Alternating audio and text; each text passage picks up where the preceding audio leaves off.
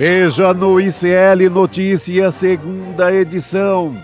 Não vou dizer só o que o presidente da Câmara quer que eu diga. O jogo do mercado contra o Brasil. Vamos lá, professor. Dólar tem novo dia de alta e ministro da Fazenda, Fernando Haddad, não descarta ataque especulativo. E esses movimentos mais especulativos, eles são coibidos com a intervenção do Tesouro e Banco Central. A fome do Congresso por mais verbas. Na reta final do ano, as manobras de Arthur Lira para ampliar poder sobre emendas. O general vai falar? Vocês não percam a fé. Não, tá bom. Braga Neto troca de advogado e contrata criminalista que negociou delação na Lava Jato. Aí sim decidir as medidas cabíveis. O ICL Notícias, o veículo mais confiável do Brasil, está no ar.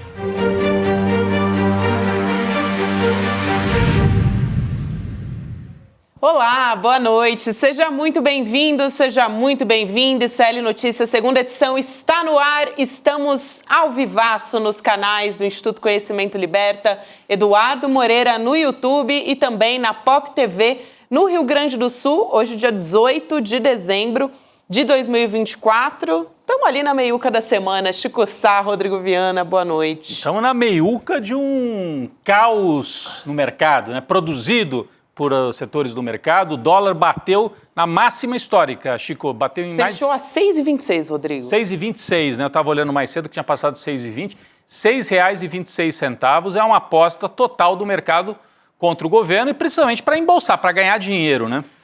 O Lula, para baixar isso, ele tem que dizer, não sou candidato. O dólar vai para 2. Pode ser. Eu não sou candidato? Lula vai para 2. Já vinha nessa tendência, mas estoura tudo quando sai a rodada de pesquisas da Quest, com Tarcísio sem chance, ninguém perto do Lula, aquilo detona um processo que vai demorar a passar. Ainda mais essa semana que está sendo discutido o pacote do Fernando Haddad no Congresso Nacional, né, dos cortes que não estão sendo bem vistos, vamos dizer assim, pelo dito mercado financeiro, né? Eles estão incomodados. É isso. E daqui a pouquinho, Gabi, Chico e todas e todos que nos acompanham, Eduardo Moreira ao vivo aqui no ICL Notícias, segunda edição, para fazer uma avaliação de quem conhece por dentro as artimanhas do mercado financeiro e vai trazer para a gente uma avaliação. O que está acontecendo? Segundo o Edu, ele já adiantou aqui para a gente, é um momento crucial, um momento decisivo, não só para quem aposta no mercado, mas para o governo também, nesse embate, nesse braço de ferro com o mercado financeiro. Edu Moreira, daqui a pouco ao vivo aqui com a gente. Gabi? Isso aí, Muito Eduardo bom. Moreira vem conversar com a gente. Também hoje teremos Heloísa Vilela e o deputado pastor Henrique Vieira também para falar da movimentação no Congresso, não é isso? Então, convidados aí fortíssimos, né? Participantes fortíssimos aqui no EN2. A gente tem mais pesquisas saindo hoje, Gabi, Chico. Hoje saiu uma nova abordagem do Datafolha. Ontem o Datafolha trouxe a avaliação do governo Lula, quase que um empate entre ótimo, bom e ruim, péssimo. A gente avaliou aqui. Hoje há outros aspectos que o Datafolha traz sobre a visão do eleitorado brasileiro em relação à democracia, às instituições, ao golpe, tudo isso nessa rodada de pesquisas. Eu vou aqui rapidinho trazer esses números para que depois a gente possa voltar a esse debate sobre o mercado financeiro, o que está em jogo no Brasil. Mas antes vamos dar uma olhada aqui, olha, número importante, a maioria dos brasileiros acha que Bolsonaro tentou sim dar um golpe e participou do golpe de Estado. É a manchete principal aqui no Datafolha, aliás, da Folha, né, baseando-se nos números do Datafolha. 52% acham que Bolsonaro tentou dar um golpe para seguir na presidência. 52% é também mais ou menos o nível de apoio que o Lula tem na sociedade, né? Mas mesmo quem votou no Bolsonaro, uma parte acha que o Bolsonaro tentou dar um golpe. Uma parte, não a maioria, mas uma parte. Então a gente tem a maioria do povo brasileiro concordando com esta tese de que o Bolsonaro tentou dar um golpe, e é mais do que uma tese a essa altura, já há indícios fortíssimos, inclusive apontados pelo relatório da Polícia Federal. 39% dizem que não, que o Bolsonaro não participou, não teve nada a ver com o golpe. Então tem uma diferença aí, 52-39, que coloca o Bolsonaro no cenário do golpe de 8 de janeiro. E olha, isso é mais forte. Quem acha que o Bolsonaro participou do golpe, isso é mais forte entre os que têm uma instrução menor, os que ganham menos e o povo do Nordeste, que é mais ou menos o perfil do eleitor mais fechado com o Lula. Então, 52% no geral dos brasileiros acham que o Bolsonaro é golpista. Mas quando você vai para o recorte de renda e de perfil social, entre os mais pobres, que ganham menos de 2 salários mínimos, 60% acham que o Bolsonaro é golpista. Entre os menos instruídos, 59% acham que o Bolsonaro é golpista. E entre o povo do Nordeste, 64% acha que o Bolsonaro é golpista. Então, há claramente, né, um alinhamento maior do povo que votou no Lula com a constatação de que o Bolsonaro é golpista. Mas, mesmo entre os bolsonaristas, isso começa a crescer. Não é uma boa notícia para o Bolsonaro, às vésperas da Procuradoria-Geral da República oferecer denúncia contra ele, contra outros generais e militares que participaram da tentativa de golpe em 2022. Mais do que isso, hein, gente? Segundo o Datafolha, a maioria do povo brasileiro acha que nós corremos um grande risco de ver uma ditadura instalada no país. É o outro número que aparece aqui, ó. O país sofreu um grande risco de golpe de Estado em 2022? Para 43%, sim. 43% dizem que foi um grande risco de golpe de Estado. 17%, um risco médio. Se você somar as duas, 43 com 17, dá 60% que dizem que o Brasil sofreu um grande ou um mediano risco de ter golpe de Estado. Só 25% dizem que não houve risco nenhum. Então, consolida-se a ideia de que nós passamos mesmo à beira de uma nova ditadura militar instalada pelo bolsonarismo. Número importante também, repito, às vésperas da Procuradoria da PGR apresentar a sua denúncia, que deve acontecer no começo do ano que vem. Né? Vamos seguir adiante aqui. STF está até de prontidão, né, Rodrigo? Pode acontecer. Está de prontidão, né? Nós vimos hoje, o Alexandre de Moraes não vai tirar férias. Não é bom sinal para o Bolsonaro, Chico. Não, nem o Paulo Gonet vai tirar férias também. Ih, rapaz. Parece que o período de Natal talvez dê uma zedada aí. Vai dar uma Pois zedada. é, a essa altura os bolsonaristas vão comprar até pacote de turismo pro Xandão e pro Gonet para tentar atraí-los, né? Para levá-los para longe. Vai pro Caribe, vai pro Nordeste, vai pra Bahia, vai pra Pernambuco, porque vão ficar trabalhando. Então tem essa notícia, daqui a pouco nós vamos trazer mais detalhes. Apesar disso, as pessoas, na maioria, acham que o Bolsonaro participou do golpe de Estado, teve responsabilidade. Mas quando se pergunta especificamente, você acha que o Bolsonaro chegou a participar daquela trama para matar o Lula, o Alckmin e o Alexandre de Moraes? Aí as pessoas têm dúvida. Ou seja, elas acham que o Bolsonaro participou do golpe, mas chegou a tramar a morte do Moraes, do Lula e do Alckmin? Aí as pessoas têm alguma dúvida, ficam com o pé meio atrás, porque é realmente algo muito forte, né? Um presidente da República em exercício tramando a morte de quem ganhou a eleição. Então, 39% dizem que ele teve participação e 46% dizem que não teve, 15% não sabe. Então, aqui pode ser um recorte que mostra que o Bolsonaro pode ser condenado, mas talvez tenha um atenuante, né? O Supremo vai julgar isso. O Bolsonaro participou. Participou até onde? Participou daquele detalhe dos kids pretos que chegaram a dizer que se o Moraes resistisse era para neutralizar, para matar? Talvez os advogados mostrem, olha, não tem prova disso. O Bolsonaro participou de reuniões, mas dizer que ele encomendou a morte do Moraes, do Lula e do Alckmin, acho que isso vai sobrar mais na mão dos militares diretamente envolvidos e menos na mão do Bolsonaro. É um recorte. Por isso que é importante. O julgamento é para colocar tudo isso em perspectiva, né? Fazer as devidas responsabilizações, né, Chico? Pelo que se sabe até agora, essa bomba aí está mais na mão do Braga Neto. E do Mário Fernandes, aquele general que está preso, inclusive. Exatamente. Então, essa parte aqui, a própria opinião pública tem dúvida se o Bolsonaro tramou a morte. Agora, que teve militar que tramou a morte, teve. Pode ser que o Bolsonaro não tenha ido diretamente até este ponto. Vamos ver, os advogados dele vão tentar provar esta tese. Outra coisa importante, a pesquisa aí sai um pouco do golpismo e vai... Como é que o público brasileiro avalia as instituições? E tem uma diferença muito marcante entre o eleitor do Lula e o eleitor do Bolsonaro. O eleitor do Lula confia mais nas instituições. Olha que interessante isso. Então, quando se pergunta, né, o grau de confiabilidade, né, 87% dos eleitores do Lula, isso aqui são só eleitores do Lula, tá, gente? Eleitores do Lula, 87% confiam na presidência, 82% no Ministério Público. Aí vem imprensa, Poder Judiciário, 79% confiam no Poder Judiciário, no STF. Depois você vai ver a diferença na hora que eu colocar aqui os eleitores do Bolsonaro. E 78% confiam nas empresas brasileiras, 72% ainda confiam nas Forças Armadas, apesar do golpismo.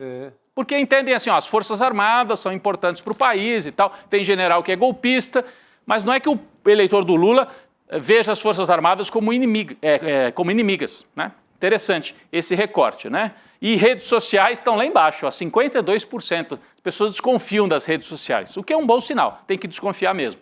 Quando vai para o eleitor do Bolsonaro, muda bastante, gente. Vamos passar aqui para a próxima tela, como é que os eleitores do Bolsonaro veem as instituições. Aí, quem tem mais confiabilidade? As empresas. 81% as empresas, 77% as Forças Armadas. E olha o STF onde aparece, 36%. Então, entre os eleitores do Lula, mais de 70% confiam no STF. Do Bolsonaro, 36%. Porque o STF é que vai julgar o chefe deles. E que provavelmente vai botar na cadeia o Jair Bolsonaro. Mas tem também um recorte que não é só político, é ideológico mesmo, né, Chico e Gabi? Você vê, o eleitor do Bolsonaro é aquele que acredita nessa história do liberalismo, da livre iniciativa, desconfia do Estado e confia mais nas empresas. Ou pelo menos de uma parte do Estado. Enquanto o eleitor do Lula confia mais nas instituições tradicionais do Estado brasileiro. É um recorte interessante e ajuda a gente a compreender que tem uma diferença mesmo. A gente até comentava outro dia aqui na redação. Vocês lembram daquela live do Boulos com o Marçal? Quando eles começam a falar sobre empreendedorismo, sobre progresso, você quer progredir na vida, não quer? Ali se colocaram duas visões de mundo, né? E que tem a ver com esse recorte aqui também. O Marçal fala, ô Boulos, você mora na mesma casinha lá, desde sempre, você não quer progredir, não? Então tem uma ideia de que o progresso vem pelo esforço individual entre os bolsonaristas. Entre os lulistas também, as pessoas querem progredir, querem melhorar de vida, mas sabem que isso tem que se dar de uma maneira mais coletiva. E que se o país melhorar, é melhor para todo mundo, né? Os bolsonaristas apostam mais em saídas individuais. Bom, isso é também um recorte da pesquisa. Eu fico me perguntando, será que o Datafolha não mediu cenários eleitorais, Chico? Porque você falou, pesquisa Quest mostrou o Lula bem à frente do Tarcísio. Essa foi a maior pesquisa, né? Porque foram 4.000 pessoas ouvidas. No Datafolha ou qualquer uma dessas, na Quest. Qualquer uma dessas, Datafolha e tal, fica ali em pesquisa nacional com 2.000 pessoas e nada mais que isso. A Quest foi muito relevante nesse sentido, né? O que se espera é que o Datafolha tenha feito também. Aí nós vamos nesse pacote. E aí nós vamos poder comparar, né? Que na Quest o Lula está numa vantagem confortável em relação aos candidatos da direita, inclusive o Bolsonaro. E mais ainda em relação ao Tarcísio, que até já tirou o time de campo e falou, não, eu vou para a reeleição para governador. E o Chico está dizendo, será que é por isso que o mercado está tão assanhado? Precisa atacar o Lula, porque vão ter que aguentar o Lula mais 2 anos, talvez mais 6. Peguei também a leitura do seu texto, lá do seu artigo no portal ICL Notícias, que mostra uma direita sem candidato. Isso é muito grave para o mercado, para a direita no geral. Que você tinha um Tarcísio visto ali como um salvador. Ele, além de pontuar muito embaixo, ele ainda retira, eu acho que a estratégia, ele retirou apenas para sair do alvo das acusações. É muito tempo para ser candidato à presidência da República, durante tanto exposto. Então, mas é uma direita sem candidato, isso é muito sério. Porque a gente sempre diz aqui, não quer dizer que a direita não tenha força social. Ela tem força social, metade do país, mas está nesse momento, sem uma expressão política para representá-la numa candidatura nacional. Porque o Bolsonaro está inelegível e os outros estão aí fragmentados. Será que até 2026 ela se organiza? Pode ser. Mas hoje, olhando o quadro político, a gente tem o Lula, que tem metade do país com ele, e tem uma direita fragmentada. Vamos ver se isso muda até 2026. E o Datafolha fez essa pergunta também sobre intenção de voto. Vamos aguardar que se fez, vai sair nas próximas horas, nos próximos dias, a pesquisa eleitoral. Só para terminar aqui, antes do Eduardo Moreira, Gabi, sabemos se o Eduardo Moreira já está preparado para entrar, para falar sobre o mercado? Já então, está já preparado. Eduardo Moreira ao vivo para decifrar aqui para a gente o que está acontecendo no mercado financeiro. Só para terminar aqui, então, o Datafolha também perguntou a opinião das pessoas sobre a democracia. 69% dizem preferir a democracia no Brasil. Então é forte, eu achei positivo, mas caiu um pouco. No último levantamento em 2022 eram 79%. De qualquer maneira, mais de dois terços dos brasileiros defendendo a democracia. Então é um bom sinal de que nós temos aí, não temos tantos adeptos aí de um golpe militar. Se dessem o golpe em 2022, iam ter dificuldade para manter o golpe depois, porque a maior parte da população, a essa altura, não está disposta a comprar mais essa tese de regime forte, ditadura, tanque na rua, milico, etc. Então, é um bom sinal, é um recorte importante também dessa pesquisa Datafolha. Gabi? Isso aí, Rodrigo. A gente vai voltar a falar do dólar agora, porque Eduardo Moreira já está aqui na nossa mesa redonda para conversar com a gente tentar entender por que o dólar continua operando em alta, fechou a 6,26, como a gente explicou aqui na abertura do ICL Notícias segunda edição. Esse é o maior valor da história. A gente falou sobre a possibilidade disso estar acontecendo por conta do ajuste fiscal, da votação no Congresso Nacional, mas também ontem Débora Maganha, por exemplo, falou de uma possibilidade de ataque especulativo contra o real. Edu, boa noite para você. Explica para a gente esse imbróglio todo. Vamos lá. Primeiro, se vocês me permitem, queria fazer 3 comentários muito rápidos sobre o que o Rodrigo mostrou agora. Vamos lá. O primeiro é o seguinte, tem uma pergunta que é feita ali que diz que 46% dos brasileiros não acreditam que o Bolsonaro participou da Trump. Bota de novo na tela, porque é muito... Parece detalhe, mas não é. Uma coisa super importante. E pode ser... Não. Coloca lá. Vamos lá. Olha só. Olha como o diabo mora nos detalhes. O diabo mora nos detalhes. E a turma da Folha de São Paulo tem trabalhado para ajudar a turma da extrema-direita com artigos, com coisas. Deu um artigo para o Bolsonaro fazer e etc. Eu vou te falar o seguinte. Põe na tela, por favor, só para mostrar uma coisa, Rodrigo. É aquela, para 46%, Bolsonaro não teve participação na trama golpista. Acho que era a 3ª ou 4ª tela ali na ordem. Vamos lá.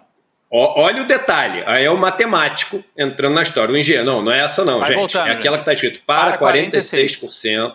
É o terceiro, quarto, quinto. Estava no item 3, essa aí. Olha só, olha como esse negócio de pesquisa, você pode levar para onde você quiser quem está te respondendo, e você pode conseguir forçar a resposta que você quiser.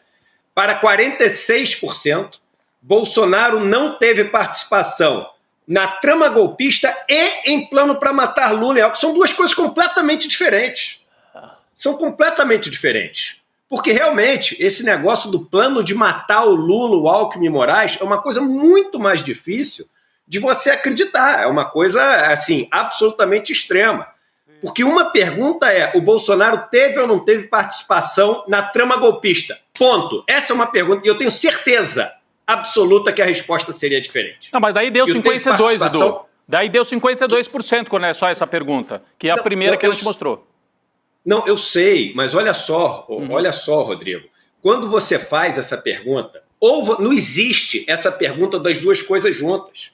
Ou você faz a pergunta se ele teve a participação na trama golpista, ou você faz a pergunta se ele teve participação no plano de matar o Lula, o Alckmin e o Alexandre de Moraes. Não existe eu chegar para as pessoas e fazer uma pergunta de duas perguntas diferentes. Você tem um resultado que não te diz nada, a não ser o seguinte, dar a resposta que o cara queria, que é o seguinte, você fala o seguinte, olha, a maioria das pessoas acha que o Bolsonaro não participou da trama golpista. Olha como isso é perigoso. Isso é muito perigoso, porque quando você olha essa pergunta, você dá para o bolsonarismo o seguinte discurso. Bota lá na tela que eu não lembro qual o número que apareceu. Você fala, menos da metade dos brasileiros acredita que o Bolsonaro tramou o golpe. Essa é a resposta que você dá quando você faz uma pergunta dessa. Então, essa é a primeira coisa só. Você diz o seguinte, teve participação no golpe, você fala assim, só menos de 40% acredita que o Bolsonaro participou da trama golpista. Pronto. Mas são duas coisas diferentes. Uma coisa é a trama golpista e a outra é o tanto que ele bota um E. Esse E não existe. São duas perguntas diferentes. Segunda coisa que eu ia falar, sempre naquelas perguntas da credibilidade das instituições, aparecia uma que é super relevante que não apareceu, que é a igreja, né? No Brasil, e é super importante essa história do grau que as pessoas têm de confiança na instituição igreja. E sempre apareceram como as mais confiáveis no Brasil, né, a igreja e as Forças Armadas. E se você for olhar na lista ali das pessoas que votam no Lula, as Forças Armadas caíram absurdamente. Eu gostaria, né, de ver como é que estão ali os dois, porque isso passou a ser uma questão crucial no Brasil, essa questão como é que se diz, da igreja na vida, é o fenômeno que a gente está vendo, a gente fez até um documentário esse ano sobre isso. E por fim, aí uma pequena discordância de você, Rodrigo, eu fiquei abismado com essa queda de 79% para 69% só em 2 anos das pessoas que acham que o melhor regime é o regime democrático. Eu não achei assim, uma queda muito pequena, não. Eu achei brutal. A gente está falando de, em 2 anos, 10% das pessoas que não acreditam mais na democracia. Eu acho que isso assim, é absolutamente preocupante. Eu fiquei chocado com essa manchete, sabe? Não está dentro da margem de erro. Não. Então isso é extremamente preocupante. Mas voltando agora, vamos falar de mercado, porque é uma coisa assim importantíssima. E antes de falar do mercado no Brasil, só trazendo um ponto importante para vocês, que é o seguinte: no aftermarket, o que quer dizer aftermarket, né? É um termo utilizado no mercado financeiro. Depois que o mercado fecha oficialmente, as pessoas podem fazer operações que não contam para esse dia. Como assim não contam para esse dia, Eduardo? Existem muitos contratos que as pessoas fazem de toda a ordem que precisam da taxa de fechamento, por exemplo, do câmbio no dia de hoje. As pessoas têm que liquidar um contrato. Elas falam assim, eu vou te pagar o valor em reais equivalente a tantos dólares no dia 18 de dezembro. Quando chega no dia 18 de dezembro, você tem que saber qual é o fechamento. Então você tem um fechamento oficial, mas depois que o mercado tem o seu fechamento, passa um tempinho e ele abre novamente. E as pessoas podem fazer ali operações. No aftermarket, quer dizer, depois do mercado, o dólar chegou a bater 6,30, tá? E está a 6,29 agora. Então, ele subiu além do que tinha subido ao longo do dia. E aí, antes de falar de Brasil, vamos só trazer um ponto que é importantíssimo, que é o seguinte: hoje, nos Estados Unidos, os mercados tiveram, principalmente os mercados de ações, um dos piores dias dos últimos tempos. Só para vocês terem ideia, tá? O Dow Jones caiu hoje, que é o índice americano de ações, que representa as empresas mais tradicionais americanas. Ele caiu mais de 2,5%. O S&P, que é a das maiores empresas americanas, caiu em torno de 3%. E o Nasdaq, que é o das empresas de tecnologia, caiu mais de 3,5%. Mas eu vou dar um dado agora que eu acho que vai chocar vocês. Hoje foi o 10º dia consecutivo de queda do Dow Jones. Isso é a primeira vez que acontece em 50 anos. Tá? O mercado americano ele vem subindo muito mais do que o resto do mundo. As pessoas estavam falando que em alguma hora viria uma correção. E hoje a gente teve o 10º dia de queda consecutiva do Dow Jones. Não é a maior queda em 50 anos, mas é a queda mais duradoura, ou seja, 10 dias seguidos de queda. Então é a queda mais duradoura em 50 anos. Entrou uma manchete aí que isso. Então tá bom. O pessoal já botou umas 3 vezes essa manchete para mostrar. Realmente está todo mundo impressionado com esse 69% aí. Mas aí voltando para a história aqui do mercado. Por que o mercado americano caiu tanto hoje? E aí a gente vai relacionar um pouco com essa questão do dólar aqui no Brasil. Hoje teve reunião do Fed americano, como se fosse a gente vê a reunião do Copom aqui no Brasil. Sim. Teve uma reunião do Fed nos Estados Unidos para decidir a taxa de juros nos Estados Unidos. E ela caiu 0,25%. Era o esperado, mas 2 coisas aconteceram que não era esperado. A primeira delas, não foi unânime a decisão. e a presidente do Fed, né, de Cleveland, que você tem vários Feds lá que votam com o presidente do Fed americano e decidem o rumo das taxas de juros e qual vai ser a taxa de juros. A presidente do Fed de Cleveland, ela falou o seguinte, por mim não caía nada. Ela votou para não cair nada. Então as pessoas ficaram assim impressionadas, porque como assim votou para não cair nada? E o Fed fez um comunicado dizendo que só espera 2 quedas de juros em todo o ano de 2025, menos do que estava sendo previsto antes. Por quê? Aí ele explicou o motivo. A inflação está se mantendo mais alta do que a gente esperava e a nossa projeção é que ela vai continuar se mantendo mais alta do que a gente esperava. Então a gente não pode cair muito juros, porque como o desemprego está baixo nos Estados Unidos, isso vai pressionar preço e a inflação vai ser alta. Quando os Estados Unidos fica preocupado com isso, né, e com a inflação, e não cai juros como o pessoal estava achando, isso impacta o ritmo de crescimento econômico nos Estados Unidos. Isso impacta o mundo inteiro. E toda vez que a taxa de juros se mantém alta nos Estados Unidos, as pessoas mandam dinheiro dos outros países para os Estados Unidos. Isso faz com que as moedas se desvalorizem em relação ao dólar. Dito isso, o real é a moeda que mais tem se desvalorizado em relação ao dólar. Por que ela mais tem se desvalorizado em relação ao dólar? Aí a gente vem para aquilo que da última vez eu vim aqui no N2 e expliquei, né?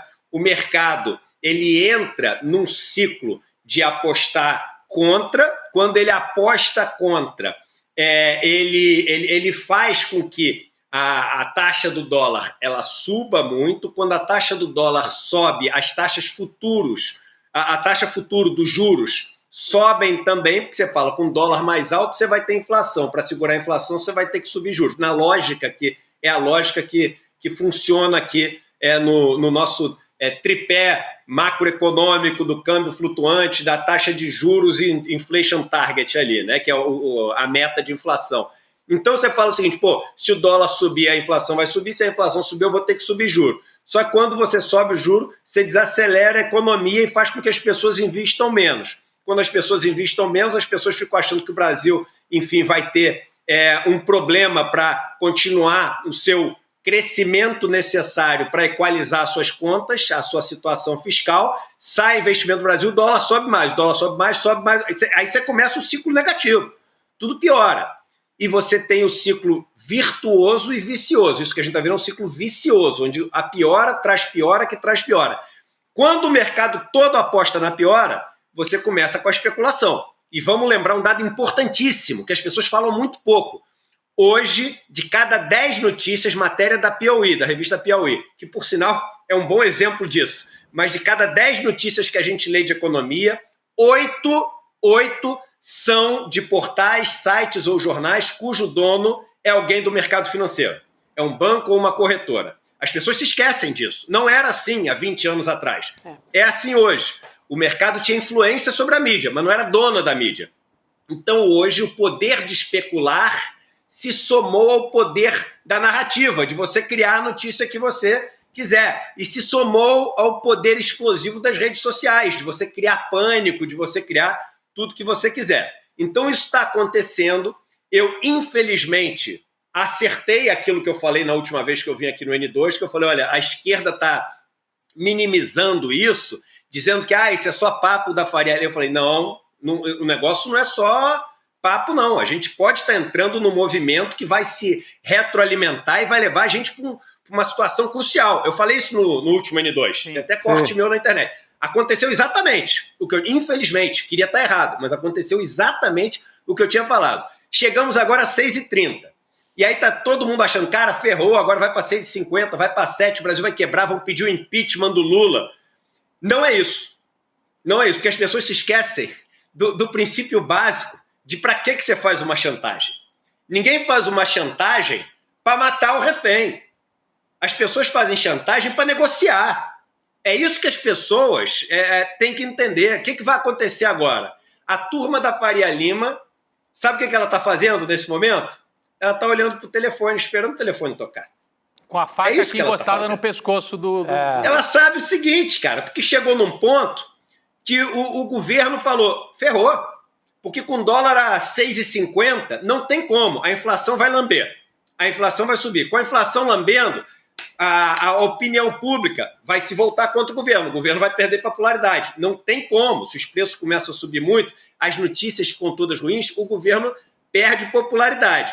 Se o governo perde popularidade, o mercado fica todo ruim, etc., só para até falar uma coisa, só para deixar registrado, no dia 18 de dezembro aqui, junto com isso tem um outro plano acontecendo, que estão começando a criar uma narrativa que o o Milei fez deu certo na Argentina, que é uma mentira. As pessoas estão vendo uma pobreza enorme, estão sem emprego. O Milei, a dívida, a maneira que ele fez para comer dívida foi com inflação no lombo da classe média e do pobre argentino, que não consegue tirar dinheiro e ter outro país, mas estão criando uma narrativa ao mesmo tempo, que o que ele fez lá está dando certo. Daqui a pouco essas duas histórias vão se unir, tá? As duas histórias do que eles estão criando de história no Brasil com o que estão criando de história na Argentina, as duas coisas vão se unir. Pode escrever o que eu estou falando. Mas aí o que está acontecendo agora? Nesse momento, a turma da Faria Lima está olhando para o telefone, com um sorrisinho maroto na boca, esperando o governo ligar e falar assim, tá bom, o que você quer? Vai, preciso da tua ajuda, me diz aí o que você quer. E é isso que vai acontecer. E o que eles querem, Edu? Eu não tenho a menor dúvida. É privatização? É mais privatização? O que é? Mais eles querem corte? tudo que a gente já sabe, cara. Eles querem corte, eles querem privatização, eles querem que quando, enfim, as coisas forem decididas agora, eles deem a benção deles para ser feito do jeito deles. Eles querem isenção, quer que não suba em momento algum o imposto sobre os donos dos bancos e sobre os bancos. Eles querem que ninguém mexa com empresas que vá atrapalhar as empresas que eles são sócios e são donos. Eles querem tudo que eles sempre quiseram. Mas agora, o que acontece? Rodrigo, Chico, etc. Tem placas tectônicas se movendo no Congresso, estão decidindo qual que é o imposto disso, qual que é o imposto daquilo, se vai cortar isso, se não vai cortar aquilo. E aí eles estão falando o seguinte, olha só, já que vocês estão decidindo isso tudo, vocês estão precisando de ajuda. Eu posso ajudar. Liga para mim. Aí no começo, qualquer governo, eu não vou ligar nada, né? Eu vou peitar, eu sou grande, eu sou o governo. Chega numa hora, como a lógica, e eu falei isso da última vez que eu estive aqui, a lógica é feita na dependência do mercado, independente de qualquer coisa. A gente é dependente do mercado, por isso até que eu contei a história da caderneta de poupança e de outras coisas para a gente se desvencilhar disso. Mas hoje é a lógica do mercado financeiro. O mercado vai ligar. O governo vai ligar para o mercado. Eu não tenho a menor dúvida. Porque todos ligam. E aí vai ligar, o mercado vai dar as condições. E aí o mercado vai melhorar. E sabe por que o mercado vai melhorar? Porque para o mercado é ruim também piorar sem limite. Porque quando piora sem limite, aí você começa com chute na canela. Porque o governo pode dar chute na canela. O governo pode chegar e falar assim, eu vou fazer um controle de divisa agora. Então eu vou fazer o seguinte, não pode mandar dólar para fora. Eu vou começar, aí começa a botar, para quem mandar o dólar para fora vai ter uma taxa gigantesca.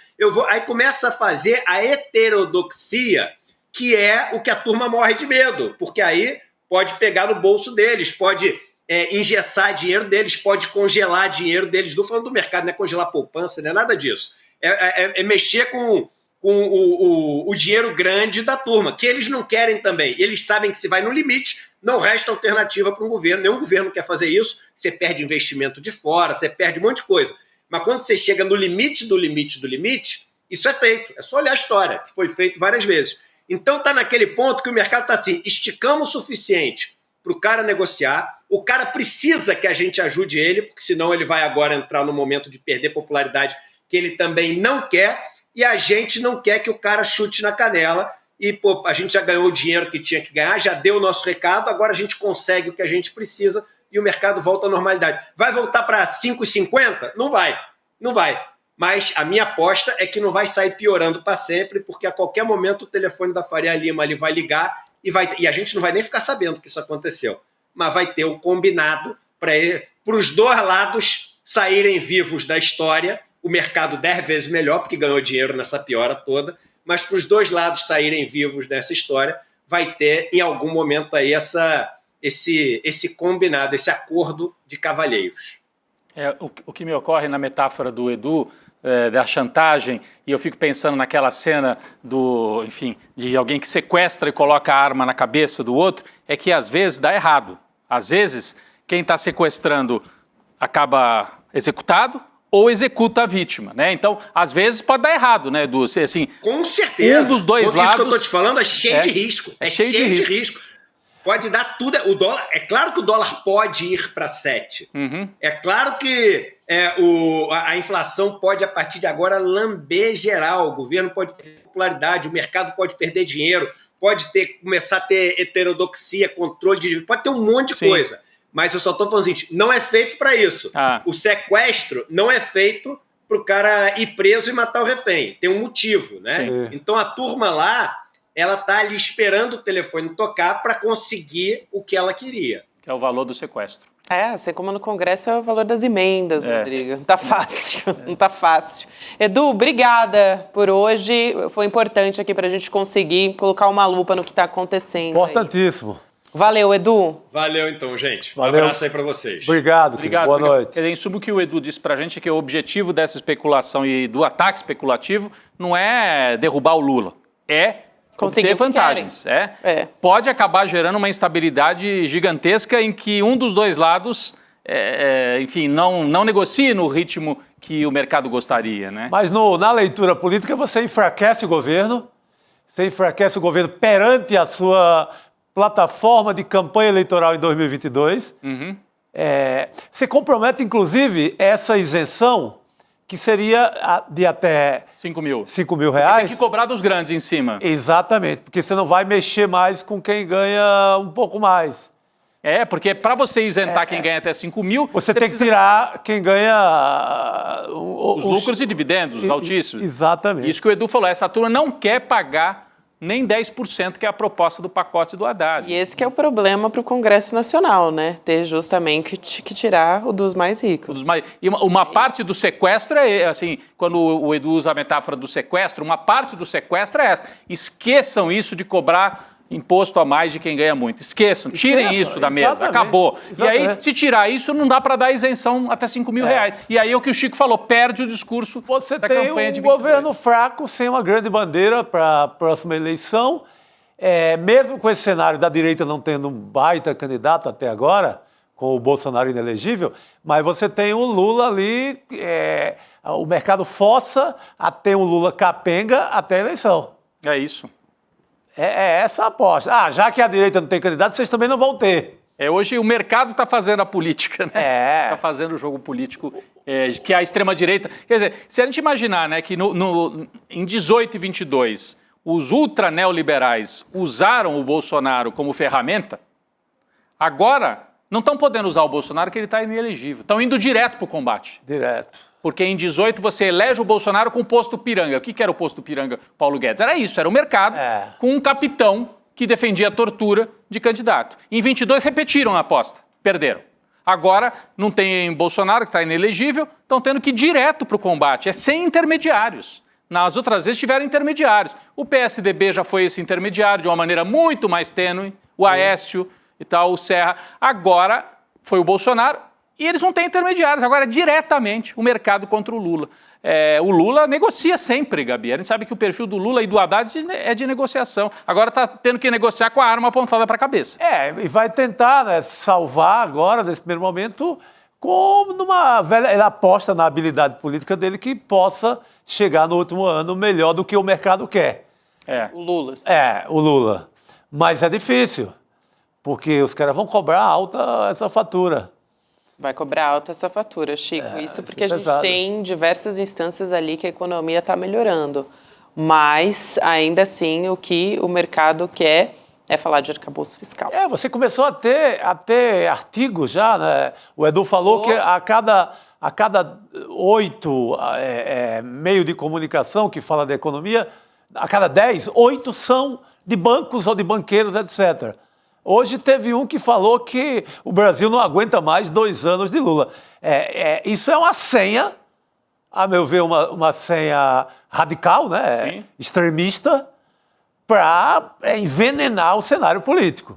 Sim. Aquela senha que estava faltando. Vamos chamar a Elô para a nossa conversa, aproveitar, já me avisaram que ela está aqui, então acho que a Elô tem muito a acrescentar também. Por favor. Nessa história. Elô, eu ia começar falando sobre as férias, ou melhor, as não férias, né? As férias canceladas do ministro Alexandre de Moraes, também do Flávio Dino, mas se você quiser dar o seu pitaco aí também, porque eu sei que você está acompanhando muito de perto. Eu só queria aproveitar para dizer que, assim, é claro que agora não adianta nem falar disso, né, mas hoje eu almocei com um economista que aposta no desenvolvimento como forma de gerir economia, gerar emprego, revitalizar a indústria e tal. Enfim, essa linha desenvolvimentista que eu acho que a gente aqui aposta bastante também, né?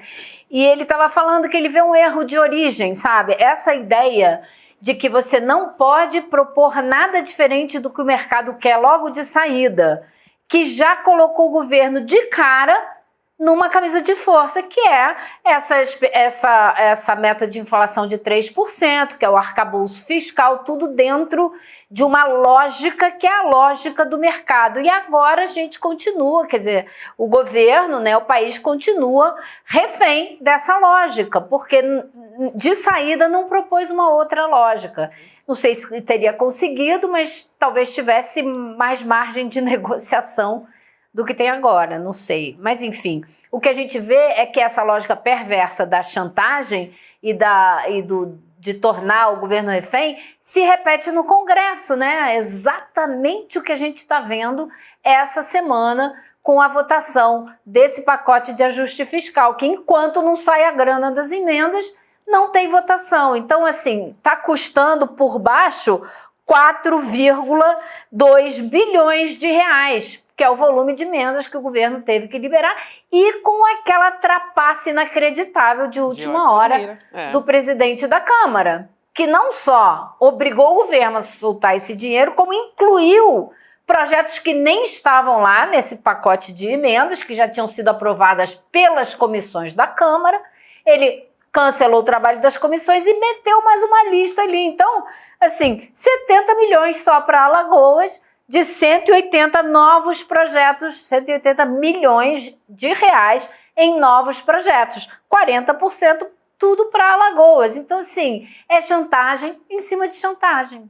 Então, Gabi, eu queria só, então a gente tem duas chantagens, a chantagem do mercado financeiro de um lado, do outro a chantagem do Centrão, as duas se encontram, porque o Centrão é operador, de certa maneira, dos interesses do mercado também. E porque o pacote fiscal que está discutido no Congresso também é utilizado ali pelo mercado financeiro como uma das justificativas. Exatamente. Mas eu queria, enquanto a gente observa essas duas chantagens operando, tem um terceiro movimento, que é a extrema-direita, o Bolsonaro já inelegível e em breve denunciado.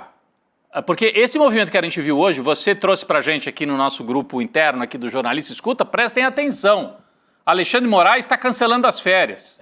Paulo Gonet está suspendendo as férias. O que significa isso aí, Heloísa? É só porque eles vão ficar estudando 900 páginas da Polícia Federal? Ou pode vir surpresa aí no recesso, aí final de dezembro, janeiro? O que você pode trazer para a gente? Que acho que isso também é uma bomba, né, de saber, hein? É um movimento importante. Importantíssimo. Conta pra gente. Com certeza. Você imagina que o recesso vai do dia 20 de dezembro ao dia 1º de fevereiro, né? Então, é muito tempo para ficar achando que não vai sair nenhum indiciamento novo. O relatório está lá, o Xandão leu, entregou para o Gonet está ali decidindo o que fazer, né? O Braga Neto já foi preso e está todo mundo esperando o indiciamento de outras pessoas. Tem uma lista longa aí que ainda pode se ver, né, com a justiça. O general Heleno, o próprio Bolsonaro e outros atuantes dessa tentativa de golpe. Então, tudo indica que o Alexandre de Moraes vai ficar de plantão aguardando, porque pode sair uma decisão do Gonet a qualquer momento. É de se esperar. Ele não vai ficar meses segurando esse relatório sem tomar nenhuma decisão, né? O país está esperando, a gente já esperou um bocado. Então, acho que é isso que o Alexandre de Moraes está esperando, e não é à toa que o Gonet também estará de plantão. Vai estar todo mundo aí trabalhando. Eu acho que é evidente o motivo, né? Elô, só o Flávio Dino, né, fazer essa ressalva aqui, que o Flávio Dino abriu mão das férias também, dizendo que vai trabalhar no processo das emendas parlamentares, o que é importante também, já que a gente acabou de ter essa manobra do Arthur Lira. Será que ele vai dar uma resposta à altura também? Isso a gente tem que ficar de olho. Porque ele que tinha colocado ali um limite, né, Lu? Pois é, exatamente. Isso daí é que está me intrigando demais, porque qual vai ser a resolução disso? Você tem, desde agosto, né, o PSOL foi lá no STF e falou, olha, a gente precisa olhar esse negócio das emendas, porque isso é irregular, não está certo, tem que olhar. Aí o Dino chama todo mundo, negocia, fala que tem que ter regras, que não pode ser essa bandalha, né? Claro que ele não falou assim, mas eu vou falar desse jeito, porque é uma bandalha mesmo, usar dinheiro público sem dizer onde que está indo o dinheiro. Aí fizeram um acordo, passaram uma lei no Congresso que não mudava nada, Dino barrou tudo, não liberou as emendas até agora. Aí chega no último minuto, fazem essa manobra, enviam esse ofício assinado por 17 líderes partidários, assumindo como se as emendas fossem de autoria deles e mandam para o governo. Agora, o governo resolveu liberar porque precisa aprovar o pacote de ajuste fiscal e precisa passar a lei orçamentária, precisa acabar esse ano e resolver essas coisas todas. Liberou. O que acontece? O governo diz, pague. Aí isso bate no Ministério. O Ministério da Saúde está correndo atrás dos padrinhos de R$1 bilhão em emendas. Você imagina se você é o ministro da Saúde ou o secretário da área financeira lá que tem que ir lá e assinar embaixo do pagamento dessa emenda, da execução dessa emenda. Você vai botar seu CPF lá. Aí se agora nas férias do Dino ele disser não, isso daí é irregular, isso daí é inconstitucional, isso está ferindo a regra que eu estabeleci. Quem é que vai devolver esse dinheiro? Quem é que vai pagar por essa decisão? Então isso tudo está muito nebuloso, por isso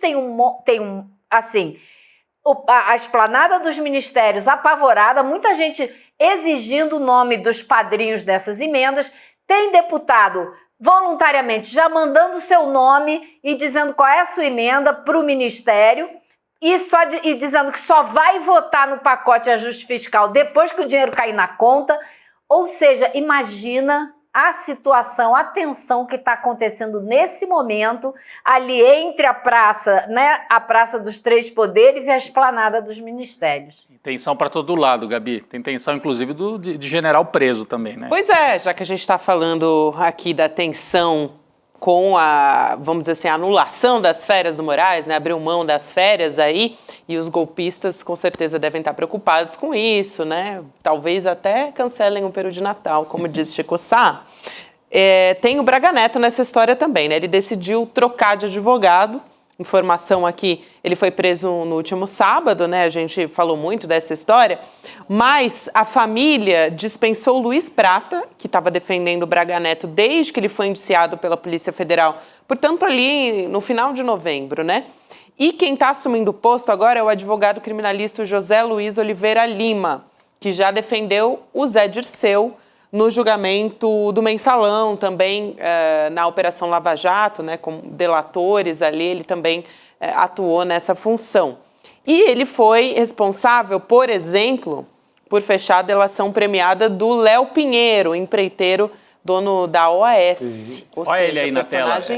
Muito importante. Ele também já defendeu, não, ele defende ainda na parte ali do campo da direita, o Pedro Guimarães, vocês se lembram dele, ex-presidente da Caixa durante o governo Bolsonaro, que foi denunciado por assédio dentro da Caixa Econômica Federal. E tem também o cliente, o Márcio Smelling. Quem? O Márcio Smelling, aquele do assédio? Humorista, que também é outro caso de assédio sexual, além do Pedro Guimarães, também tem o do Márcio Smelling. Chico, você queria comentar? É um advogado importante, advogado de peso. Mas um advogado que gosta de delação premiada. Inclusive, essa delação do que apareceu aí, o Léo Pinheiro, é uma delação que foi muito importante na farsa toda montada pela Lava Jato em cima do Lula. Foi obrigado a delatar, né? Senão não saía da cadeia. Depois ele se arrepende, depois ele volta atrás de umas coisas e o Brasil fica sabendo o que aconteceu. Mas é bom começar a pensar também numa delação, por que não? E só teria um alvo dessa delação. Só tem uma pessoa acima do Braga Neto. Que é o Jair. Ele só pode delatar um. Ele pode até dar mais detalhes dos colegas, de baixas patentes, dos quilos pretos. Ele pode detalhar, melhorar. a história do que o Mauro Cid já contou. Talvez financiadores, né, Chico? Financiadores. Mas a grande colaboração... Alguns financiadores de peso. Exato, mas a grande colaboração dele, né, Lu? A grande colaboração dele em oferecer uma delação só pode ser em relação ao Bolsonaro. Em relação ao Bolsonaro. Que era um capitão, mas estava acima dele na hierarquia da presidência, do Palácio Planalto. Não, é que isso que a Ilô falou, vamos relembrar que a Juliana Dalpiva trouxe, antes até do que todos os outros meios de comunicação, a história do dinheiro na caixa de vinho. Sim. Então, talvez explicar melhor, delatar quem é que deu o dinheiro, porque estão dizendo que veio do agro, foi alguma personalidade específica, foi um grupo, né? Acho que por isso que a Ilô falou do dinheiro também, é isso, Ilô? Exatamente, porque a gente até agora, eu não sei se a Polícia Federal sabe, mas até agora no relatório mesmo da Polícia Federal não apareceu detalhamento sobre os financiadores do golpe. Isso é um dado super importante. Pode ter grandes empresários nessa lista e Braga Neto sabe quem eles são. Então ele pode também, nessa área aí de delação, ele pode trazer novidades desse pessoal que realmente financiou de verdade a tentativa de golpe. Vocês lembram que eu comentei aqui que quando o Braga Neto foi preso, o Bolsonaro foi rapidinho ali se pronunciar e os investigadores estavam achando que isso podia ser um recado para o Braga Neto não fazer delação premiada. É verdade, ele solta logo uma primeira mensagem, você até falou disso naquele dia, né? Aqui tem a mensagem do Bolsonaro, ele faz a clássica análise ali, veja bem, isso não pode ser... enfim, ele não tentou intimidar ninguém. Como se a investigação já tivesse acabado. Porque como é que ele tentou atrapalhar uma investigação que já acabou? Então, assim, segura aí, Braga Neto, segura a onda aí e não fala o que você sabe, né? Todos os detalhes, pelo menos, né? Exatamente. Porque o que resta ao Braga Neto? Não tem mais nada para ele na parada. Ele não houve clamor nenhum dentro do Exército, ninguém o defendeu agora, ninguém botou o peito e o defendeu. Nem o velho clube militar, né, que ali é o povo mais do pijama, mas que numa hora dessa solta uma nota. Ninguém o defende publicamente. Nem uma mísera nota do clube militar. Não tem um recruta, nem um recruta zero, ninguém. Então é uma situação muito complicada. Não é, Elô? Por favor, completa aí, Elô. Não, você imagina assim, quantos anos tem o Braga Neto? Quantos anos de cadeia ele pode pegar? Uma redução de pena pode significar para ele, né, passar o resto da vida em liberdade ou passar o resto da vida em cana. Poder jogar vôlei em Copacabana ainda, com 80, não sei, talvez. Porque senão ele não joga mais vôlei em Copacabana. Não joga mais. Não é? É a chance de jogar vôlei em Copacabana. Agora, politicamente, a gente avaliava aqui, as pessoas têm muita dúvida se o Braga Neto vai delatar, né? Porque a impressão ele é tão central nessa história que é o centro da história delatando, né? Muita gente ainda duvida que possa acontecer. Agora, a troca de advogado passou meio batido hoje, né? Com essa história de mercado, dólar e tal, passou meio batido. E foi muito repentino, assim. Foi uma troca que é uma troca no sentido de visão de advogados. Também acho que ele está querendo alguém de mais peso, né? Tem mais grife, né? Mais grife, o Oliveira Lima, o Juca, né? Que ele chamava. Juca, que é um dos caras que estava na lista para morte, era um apelido de um dos que iriam morrer, não sei se... O Joca e o Jeca é verdade, é o que a gente não sabia, né? O Jeca, o Juca e o Joca. O Juca é o que a gente não sabe quem seria. E agora tem um advogado chamado Juca. Chamado Juca. Achamos Juca. Chama o Juca aí. É porque o Jeca era o Lula, não, né? Achamos o Juca. Achamos o Juca. O Jeca era o Lula, né? O Jeca era o Lula. O Joca era o Alckmin. E aí o Juca, desconhecido era o Juca. Que podia ser o Flávio Dino. Podia ser o Flávio Dino. O ministro Alexandre de Moraes era o professor. Mas a situação do Braga Neto, cara, não tem, é sem saída. Se você volta à boa comparação de que o cara que quebrou o relógio lá do Planalto, aqueles terroristas da quebradeira estão pegando 17 anos, se você fez uma vaquinha, você fez quase um catarse para matar gente, você fez uma vaquinha para pegar grana, para matar, para crime de encomenda, quase pistolagem de encomenda, como havia antigamente no Brasil. Então, é muito sério, é difícil você ter ele tem o quê? 67? Está beirando os 70. Olha, no mínimo, com todos aqueles benefícios que você consegue, 20 anos aí de cadeia é uma coisa... Pega uns 22 anos, cumpre uns 7, né? Tudo bem, vai cumprir dentro de um quartel, mas vai estar preso. 9, 10, vai estar preso. Aí vai sair com quase 80, vai sair com 80, é isso. Embora tenha direito lá o filé mignon que a gente paga para o Exército, mas está guardado. Tá guardado. Simbólico talvez seja o mais importante dessa história toda, né? Que é o primeiro general general 4 estrelas que já está preso, mas pode ser condenado, né, Gabi? Exatamente. Pode ser condenado.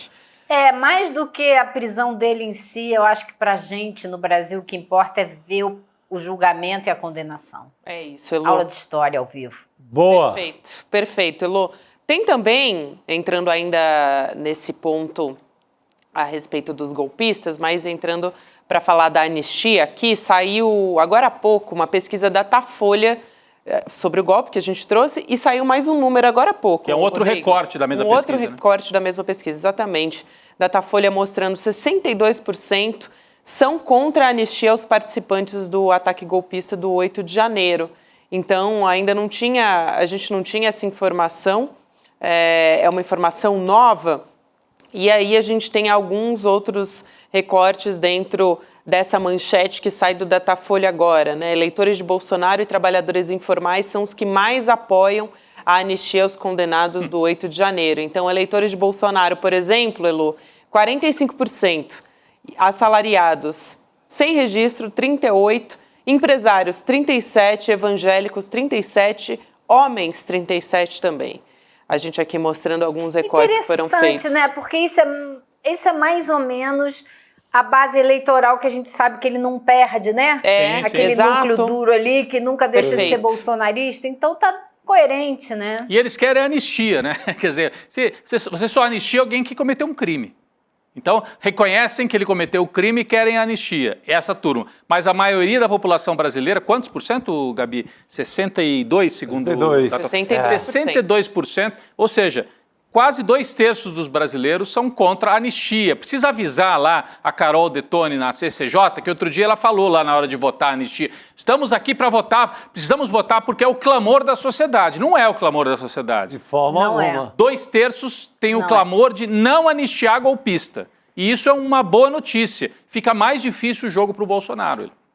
Tem também aqui um outro recorte incrível, que né? Porque eu achei interessante. esse mesmo pessoal que... Perdão. Não, imagina, esse mesmo pessoal que no Congresso defende o quê? Redução da maioridade penal, mais tempo de cadeia para tudo quanto é crime, mas para esses aí eles querem anistia. Que engraçado, né? Eu ia dizer aqui mais um recorte, já que a gente está falando da anistia aqui. Os eleitores do presidente Lula e os funcionários públicos são mais refratários à anistia aos condenados pelo 8 de janeiro. Mais refratários submisso, né? Assim, são contra. Basicamente são contra. Contra a anistia. Então a gente tem aqui eleitores de Lula, 72%, né? Então é um número muito mais alto.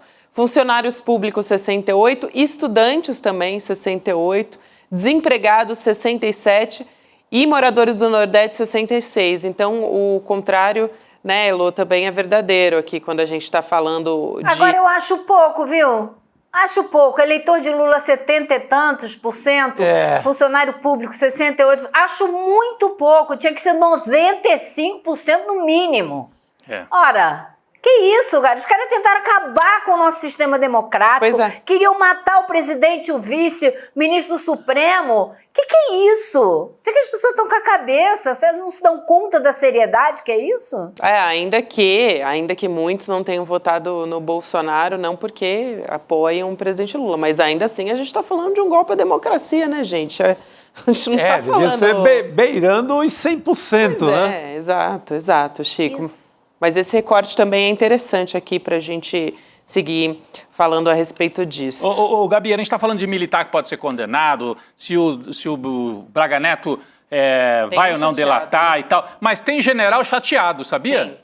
Tem um general que está tristinho. Não está indiciado. Porque ele não foi indiciado, ele foi esquecido, ninguém convidou para dar o golpe. O general Ramos, coitado. Não foi convidado para a festa do golpe. Não foi convidado para a festa da Selma, como eles chamavam. Festa da Selma. Ele foi excluído. Sabe aquele cara que fica excluído no cantinho da turma? Ele era um golpista, bolsonarista e tal, e não chamaram pro complô, porque dizem que ele é muito fofoqueiro. Mas ele, com isso, deu sorte. Olha aí, o general Ramos se distraído e tenta justificar a ausência em plano golpista. É como se ele dissesse, eu queria estar lá, mas não me convidaram, pô. Ele acha que perdeu a moral com a direita, né? Pois porque, eu não estava no golpe, estava longe ali da parada. Ele sequer soube. Mas é porque ele fofoca muito e não era de confiança. Já pensou? Aí tiraram ele. Tem gente muito louca nesse mundo, né? Na hora que a gente tá vendo todo mundo ser preso, o cara vai dizer, poxa, vocês esqueceram de mim? Pois é, então, a Carla Araújo, que apurou essa história para o UOL, né, a reportagem dela, ela estava ouvindo pessoas no entorno do Luiz Eduardo Ramos. E aí, ele entrou no radar ali da investigação, né, porque o Mário Fernandes foi preso, que é o Kid Preto, um general e tal. E ele foi secretário executivo quando o Ramos era ministro da Secretaria-Geral do Bolsonaro, aqui para dar um pouquinho de contexto dessa história. Ou seja, o Mário Fernandes era o executivo do Ramos. Isso.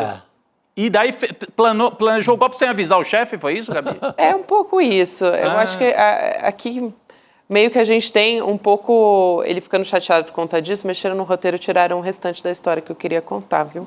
Mas eu dei uma olhada aqui antes, Elô, e basicamente eles trocavam mensagem de zap e o general Ramos não respondeu a maioria das mensagens. Aí ele... tô achando que o general é malandro. O general é esperto, ainda disse que queria estar, porque agrada ali, né? Mostra que está solidário a quem está em cana e por aí vai, mas é mais esperteza desse general. Porque esses caras contavam tudo ali no Zap, Elô, falavam de tudo, ficou tudo registrado, né? É porque eles tinham tanta certeza que eles iam ganhar, eles acreditavam naquela maluquice que eles inventaram, né, de que o Lula não sobe a rampa e tal, acreditaram nisso, os kids pretos foram para a rua, então eles tinham certeza, então podiam tramar à vontade. A maneira como eles se referiam ao Lula, se referiam ao Alexandre de Moraes, monitoravam um ministro do Supremo Tribunal Federal como se a gente tivesse em 1970, quando o Rubens Paiva foi sequestrado e morto. Eles estavam achando que voltaram ali para o... Não, e Rodrigo, eu acho que tem também uma certeza, não só de que ia dar tudo certo, mas uma certeza histórica de que eles jamais vão ser punidos. É isso. Então eles ficam tranquilos. Bom, é isso que a gente precisa acabar. Nenhum deles imaginava que ia chegar onde chegou, com um general com um Braga Neto na cadeia. Mesmo uma cadeia de luxo, mas está com liberdade restrita. Nenhum imaginava, Rodrigo. A história desse país não fazia com que ninguém imaginasse isso.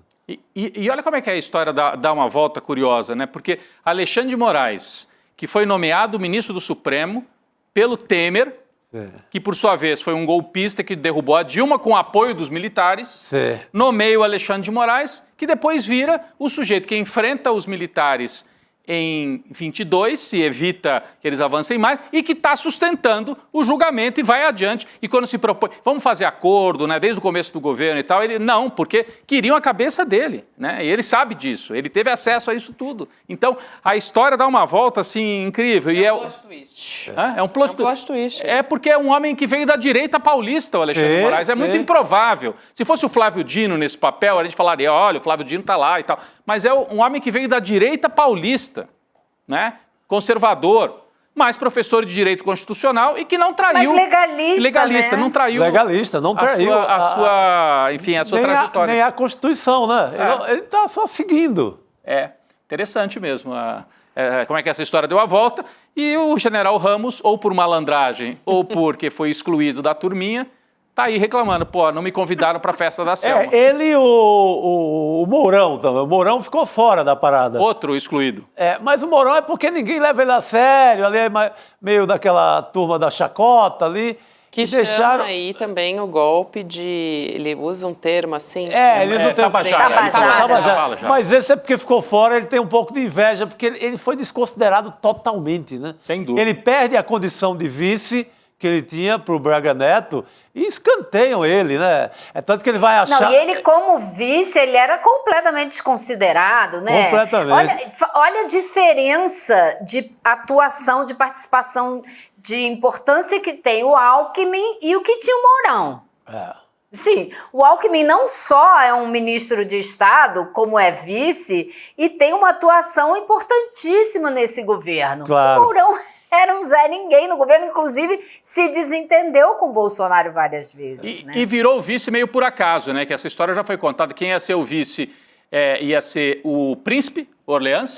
E na última hora não gostaram de algo na trajetória pessoal do príncipe e tal, e tiraram o príncipe. Olha, o Bolsonaro queria ter um príncipe da família real portuguesa como vice. Meu Deus, aí era outro plot, como é que é? Twist, né? Plot twist. Meu Deus do céu. E aí ficou assim, ficou o Mourão, que é esse personagem aí que também foi excluído, ele e o Ramos. Ai, Elô Vilela, obrigada por hoje, querida. Valeu. Obrigado, Elô. Boa noite, querida. Obrigado. Tchau, pessoal. Um beijo. É bom, Rodrigo, eu gosto, porque aí você traz a risada da Elô, né? Daí a gente dá uma aliviada. A audiência gosta. O Gustavo pergunta aqui por um nome que a gente esqueceu. E o General Heleno? A gente esqueceu. Não, mas esse está indiciado. Não esquecemos. Ele está indiciado. Está indiciado. Cacai até explicou isso pra gente, né? Eu perguntei segunda-feira. Ele está indiciado, mas ele, que se saiba, não cometeu nenhum ato como cometeu o Braga Neto, que foi entendido como atrapalhar as investigações, né? Então, que tentou obter informações da delação do Mauro Cid com o Cid Pai. Por isso que o Braga Neto está preso. O Heleno está preso porque mexeu, tentou interferir agora. O Heleno está na moita. Está na moita. Ninguém nunca mais se vê. Ele dava uma saída em Brasília, era visto, vez por outra um fotógrafo roubava uma foto aqui, outra dele. Nunca mais. O bicho está na moita, está guardado, porque pode pesar para ele muito em breve. O que é dele está guardado. É isso aí, Rodrigo. Vamos seguir agora falando sobre as emendas. A gente já comentou aqui que o PSOL entrou com um mandado de segurança no Supremo Tribunal Federal contra o Arthur Lira. Ontem até, no ICL Notícias segunda edição, a gente já trouxe essa informação pedindo pela anulação de um ato do presidente da Câmara que ampliou esses poderes. A Elô estava comentando dele mesmo, né, na verdade, dos líderes sobre as emendas parlamentares. Então, ele criou uma espécie de emenda dos líderes, informação que foi levantada pelo Breno Pires, de Brasília, lá da revista Piauí, e fez uma espécie ali de manobra, nova manobra, né, um cambalacho, ele chamou, na Câmara dos Deputados para conseguir ter mais dinheiro e também sem identificar, né, nessas planilhas aí dos bilhões de reais, quem é quem está recebendo o quê. Isso. Vamos chamar o deputado pastor Henrique Vieira para também explicar essa história para a gente. Até uma reportagem do Jornal Globo indica que 73 milhões de reais em emendas foram destinados a Alagoas, a maioria, então, portanto, o estado do Arthur Lira. Boa noite, deputada, seja muito bem-vindo. Boa noite. Boa noite, gente. Um prazer estar com vocês. Vocês me ouvem bem, certo? Sim. Muito bem. Sim, deputado. A gente queria começar... Eu até hoje... Claro, pode falar. Não, pode falar. Não, queria começar por essa história. A gente estava falando aqui sobre essa manobra do Arthur Lira, né? E o PSOL entrando com esse mandado de segurança no Supremo Tribunal Federal. Eu queria entender um pouco como isso se localiza no tempo aqui, porque a gente tem já sexta-feira a entrada do recesso parlamentar e diversas propostas que estão sendo levadas a toque de caixa, né? Ou aprovadas ou não. O Arthur Lira também deu declaração dizendo, olha, não sei se o pacote fiscal do Fernando Haddad vai ser aprovado. Quer dizer, dando muitos recados ali políticos para o governo federal. Então, na prática, né, o que esse mandado de segurança, em que momento ele pode ter uma eficácia e quando a gente deve ver uma efetividade dessa medida, se é que a gente vai ver na sua avaliação? Certo. Mais uma vez, boa noite. Nós, na verdade, dependemos de uma decisão do STF. A nossa parte fizemos. Porque qual é a ideia dessa iniciativa do PSOL?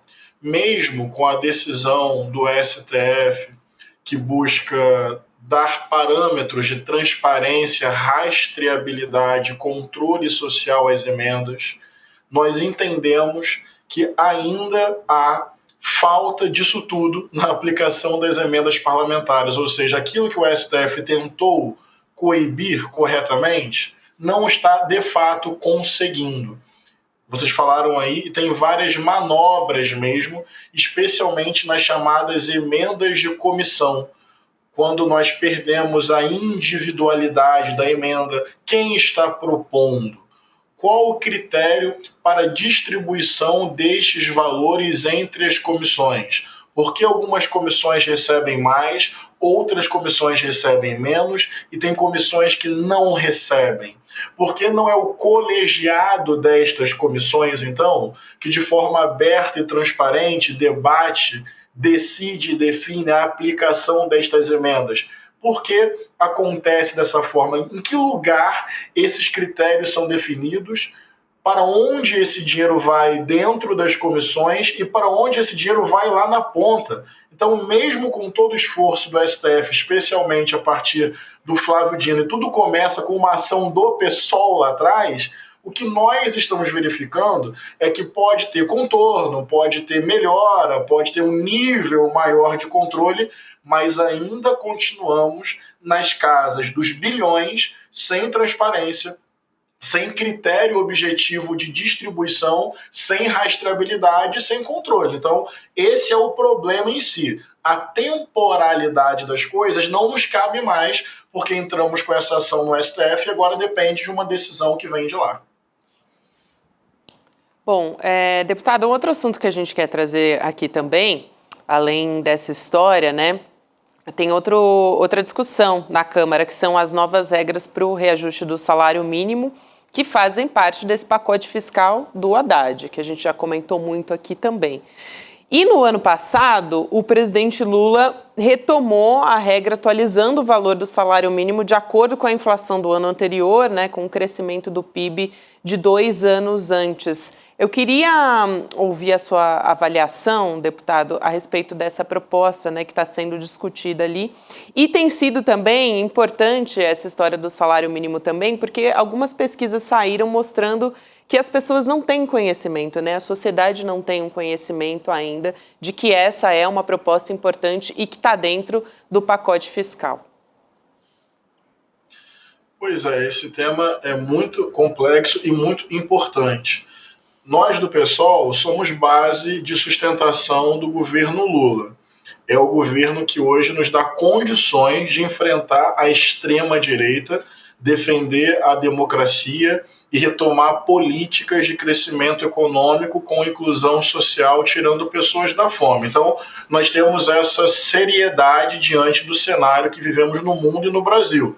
Nossos inimigos são a atualização do fascismo. Lula, que ganhou a eleição dentro de uma frente ampla democrática, nós estamos dentro dela com muita responsabilidade.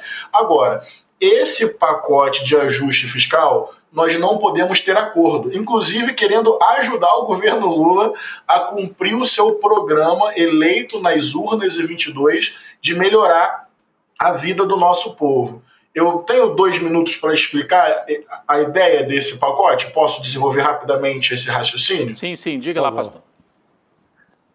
Bem, tudo começa com o arcabouço fiscal aprovado ano passado, que na verdade é um novo teto de gastos, obviamente melhor do que o anterior, porque no limite possibilita que você pode ampliar em 2,5% os gastos públicos, considerando a variação da receita do ano anterior. Resumindo, você pode, ano a ano, dependendo da situação fiscal, ampliar despesa pública. O que isso tem a ver? Com universidade, com creche, com hospital, com infraestrutura, com seguridade. Então, a capacidade de ampliar gasto. Porém, o teto de gastos, ele coloca um limite que é muito rígido. Então, se a receita aumenta muito, todas as receitas, todos os gastos que são vinculados, eles vão crescer junto e vai bater esse teto do arcabouço. Então, você tem 2 opções por causa do arcabouço. Ou você desvincula essas receitas, você acaba com o piso constitucional da saúde, piso constitucional da educação, você não valoriza o salário mínimo ou você corta em outras áreas. Resumindo, o arcabouço fiscal limita a capacidade de investimento público. Quando a receita aumenta muito, você vai ter que cortar, inclusive, algumas despesas. É isso que o governo está fazendo agora como consequência do arcabouço fiscal. E uma das consequências, para terminar, é que ele limita o crescimento do salário mínimo à própria lógica do arcabouço fiscal. Portanto, a inflação e, no máximo, 2,5%. Na era Lula anterior, para vocês terem uma ideia, a valorização do salário mínimo podia chegar a 10%. E o salário mínimo é base para outras coisas, como previdência, seguridade, benefícios sociais. Então, nós estamos muito preocupados, porque na hora de cortar despesas, o que está acontecendo? Cortando despesas daquilo que vai lá na ponta ajudar o nosso povo pobre, trabalhador, que depende de programas sociais e do salário mínimo para sobreviver. Em nome da defesa do governo Lula e do seu programa, nós não podemos concordar com essa lógica. Muito bem. Deputado, queria também chamar a atenção aqui para um vídeo do deputado Glauber Braga. Ele fez um discurso hoje e até direcionando crítica ao presidente da Câmara, o Arthur Lira, né? O mandato dele entregou um manifesto com 50 mil assinaturas contra a sua cassação, né? A própria cassação dele. Ele é alvo no processo do Conselho de Ética, aquela vez que um manifestante, não gosto nem de chamar de manifestante, né, mas um provocador do MBL estava ali dentro do Congresso Nacional e ele expulsou essa pessoa do Congresso Nacional a pontapés, e aí a gente teve esse abaixo-assinado que foi entregue no gabinete do relator do processo de cassação, que é o deputado Paulo Magalhães, aqui dando um pouco de contexto para a nossa audiência, até para saberem em que pé está essa história, né? Vamos rodar o vídeo e na sequência a gente volta a se falar. Vamos lá. E eu me comprometo com vocês. Não vou fazer um mandato manietado. Não vou fazer um mandato pela metade. Não vou dizer só o que o presidente da Câmara quer que eu diga. Não vou participar de um script pré-definido. Eu não fui votado para exercer mandato pela metade. E não tem qualquer chantagem que vai fazer com que eu exerça um mandato desse jeito. Aí um recado muito claro ao presidente da Câmara, Arthur Lira. Enfim, deputado Glauber Braga, a gente sempre ressalta aqui, né, que é um deputado muito combativo e que se coloca muito fortemente ali, enfrentando muitas vezes o Arthur Lira. A minha pergunta para o deputado Pastor Henrique é: se ele, pelo que conhece do Congresso, pelo que ouve nos corredores do Congresso e apura com seus pares, vamos dizer assim, né? A ideia do Arthur Lira é chegar mesmo até a cassação do Glauber Braga ou ele quer assustar? A gente falava mais cedo sobre chantagem. O mercado, em relação ao governo, colocou praticamente uma faca no pescoço do governo e está esperando o resgate, né? O Arthur Lira... A chantagem das emendas também, né, Rodrigo? Tem a chantagem das emendas e tal. Isso é mais uma operação desse tipo, de chantagem e tal, ou ele pode chegar efetivamente até a cassação? Ele está esperando um gesto do Glauber, do deputado Glauber, né? Do tipo, olha, vamos conversar, eu mudo aqui minha forma de atuação. E só lembrando que o Arthur Lira está no final dos últimos dias. É verdade. Isso vai ficar para a próxima mesa, talvez, né? A resolução. Mas queria ouvir a avaliação do deputado Pastor Henrique. Então, primeiro comentar, impressionante como a palavra chantagem na política brasileira aparece. A chantagem do mercado com o governo, a chantagem do Lira com o governo a partir das emendas. Então, realmente é algo foi naturalizado, característico, né, infelizmente, da política.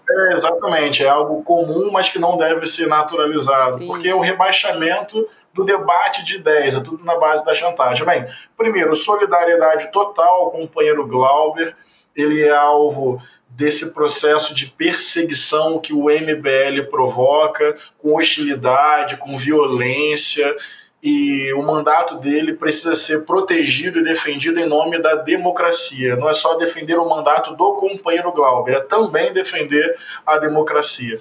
Bem, minha avaliação é a seguinte: é um cenário indefinido. Nós temos que tratar com muita seriedade, ter mobilização popular e acompanhamento da imprensa para a gente poder, de fato, defender a permanência do Glauber como é justo. Então, o camarão que dorme, a onda leva. Não dá para dormir no ponto. É preciso defender dentro das instâncias institucionais e manter mobilização popular e imprensa acompanhando. Isso é fundamental. Dito isso, uma percepção que eu tenho. Acho que o Glauber não será cassado. Muito por conta da luta dele, da luta da bancada do PSOL, dos movimentos sociais, mas o termômetro que eu percebo dos bastidores é de pressão, é de intimidação, é de assustar, é de mandar recado. E não é com o objetivo de chamar para o diálogo, nem se trata disso. O Lira não quer nos chamar para o diálogo nesse caso, não quer chamar o Glauber, eu tenho certeza disso. É mais ali, o Lira é curioso, né? É um arquiteto da política aqui, mas ele tem um espírito, às vezes, de fígado, e no fígado ele age. Então, eu acho que tem um pouco ali de vingança e perseguição à esquerda, ao PSOL e ao Glauber, mas se eu tivesse que apostar pelo que tenho escutado, a consequência final não será a cassação. Vai vir um tempo de esfriamento também agora com recesso, uma nova mesa diretora. Eu apostaria que não haverá cassação, mas não gratuitamente ou por bondade do Lira, mas também por esforço do próprio Glauber, da bancada do PSOL, dos movimentos sociais e de todo mundo que está acompanhando essa importante pauta da defesa do mandato do Glauber, que é a defesa da democracia. Não, já eu acho que até tempo, não teremos esse tempo no mandato ainda do Lira. Aí teremos eleições da mesa, não é, deputado? E pode, junta com essa pressão que o Glauber tem feito uma bela defesa do seu mandato, com o povo na rua. Por favor. E vai que eu me torno presidente da casa dia 1º de fevereiro. Aí eu enterro de vez. É verdade, o senhor é candidato, enfim, uma candidatura até de protesto contra esse poder exacerbado, né, desse grupo liderado pelo Arthur Lira. Então a gente vai acompanhar isso também. E quer Hugo Mota como sucessor, né? Candidatura de protesto e de proposta, porque não podemos dar consenso à candidatura de um aliado do Lira e do Eduardo Cunha como se tivesse tudo às mil maravilhas, entendeu? O próprio Hugo Mota, por enquanto, voltando ao assunto que vocês estavam falando, eu estava acompanhando, ele sequer se compromete com a não anistia. Então, eu entendo a lógica da governabilidade, sei que não é fácil, mas acho a nossa candidatura importante para pautar o parlamento, a imprensa e a sociedade. Senão a gente acaba normalizando um parlamento que, diante da extrema-direita, lava as mãos. Alguém com serenidade e coragem precisa pautar, sem anistia. Precisa pautar o que está acontecendo com o orçamento, o que está acontecendo com a aplicação de bilhões sem rastreio, controle social e transparência. Alguém precisa dizer que violência política de gênero não pode acontecer dentro do plenário e nas comissões. Por isso a nossa candidatura, que é de protesto sim, um bom e consistente protesto, mas de proposta, de programa, de democracia, cidadania, inclusão social e uma Câmara dos Deputados que não seja jogo de lobby de poderosos, mas possa atender aos interesses do nosso povão brasileiro trabalhador. Vou fazer essa defesa na primeira sessão do ano que vem, com muita consciência e com muita coragem. Quero muito agradecer a sua presença aqui, sempre um prazer, deputado Pastor Henrique Vieira. Até uma próxima, um grande abraço. Obrigado e boa sorte, boa noite, deputado. Bom trabalho por aí, deputado.